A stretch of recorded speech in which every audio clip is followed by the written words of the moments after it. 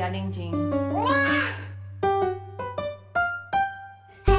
五秒钟出大开，五秒钟。这条歌5秒钟，这个是我写的，主要是要甲爸母讲，就是你若去学囡仔，有甲脾气就要压起来的时阵，其实你有5秒钟的时间会当有家己冷静，其实对囡仔嘛是会当尽量莫去起冲突安尼。啊，其实迄个灵感嘛是对这来，就是人本教育基金会也爱的手册，去建立一个不打小孩的国家。所以这条歌创作的动机就是安尼。大开啊，啦啦啦，那啦嘞？拉也可以扮假声。啦啦。农夫这条5秒钟，伊是这届报名内底对我来讲是较特别的。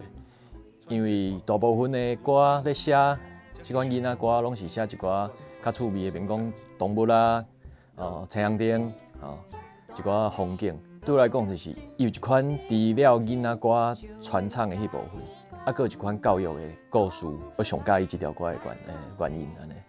来，情绪不对再变。走到假音的部分，我觉得还不错，但是看你要不要就是走假音。阮的囡仔若是生气时阵，伊嘛会甲你讲，我想要去冷静，伊会走出去，坐咧椅仔面顶，差不多5分钟、10分钟，伊会过来讲，我即摆冷静好啊。大家会当去想，会当去试看卖啊做这样代志啦。其实毋是讲对囡仔好，对大人拢好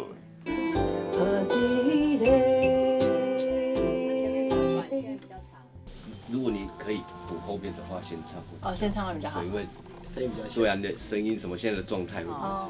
我个人感觉就是遮特殊的歌，啊嘛拄好是创作者，家己做爸母了后，对亲子之间的迄个互动，一个感想所写的歌。